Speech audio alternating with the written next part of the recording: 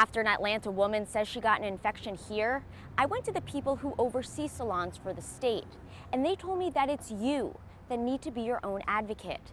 That means asking questions and not just blindly trusting those with a storefront. Because it makes me feel good, it's feminine. Constance Zelaya had been looking forward to a day of pampering.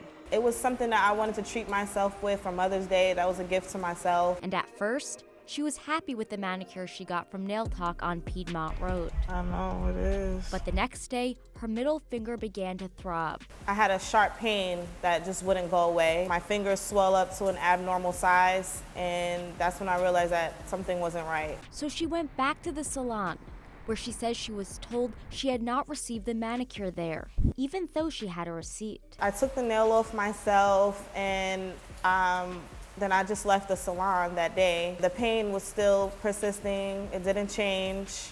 So then I went to the emergency room. I saw the doctor and I had to get it drained. Bad experiences at salons are not uncommon. There have been more than 600 complaints filed statewide with the Georgia Board of Cosmetology and Barbers so far this year, and 2,000 complaints were filed in 2021. Of course, that number includes any type of cosmetology complaint, not just those at nail salons. Sometimes we wind up having to go to court on it. Kay Kendrick heads the state cosmetology board.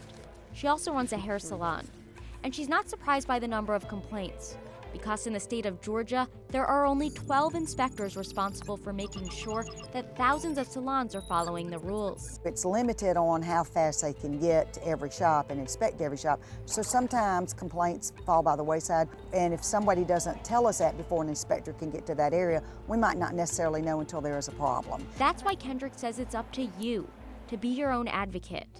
And you can do that by only visiting salons with licensed technicians who follow state sanitation protocol. Things like files, things like the drill bits that they used around the cuticle, all of those things that are supposed to be disposable after one use, and sometimes they will use them over and over again. So how do you know if your salon is licensed?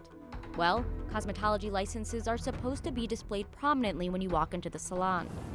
I stopped by Nail Talk, where Constance believes her finger was infected. Hello. Hello. Is the owner or manager here? No, so what's wrong with you?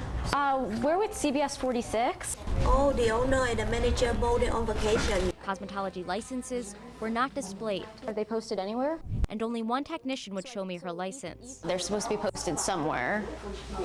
Everybody who's working should have a license, and it should be posted in a public area. I also pulled 10 years worth of inspection reports from Nail Talk and found a number of violations, including operating with unlicensed persons and failure to comply with disinfection standards. When I asked about that, All right, thank you. I was told to leave. That's just the skin that builds up here, but yeah, the nails itself is not there anymore. As for Constance, she's hired an attorney. Right now they're working with the salon's insurance company, but say they're prepared to file a lawsuit if they cannot reach an agreement. I don't want anyone else to go through this, and also I want them to be held accountable. Now, if you want to file a complaint against a salon, make sure you do it with the state cosmetology board.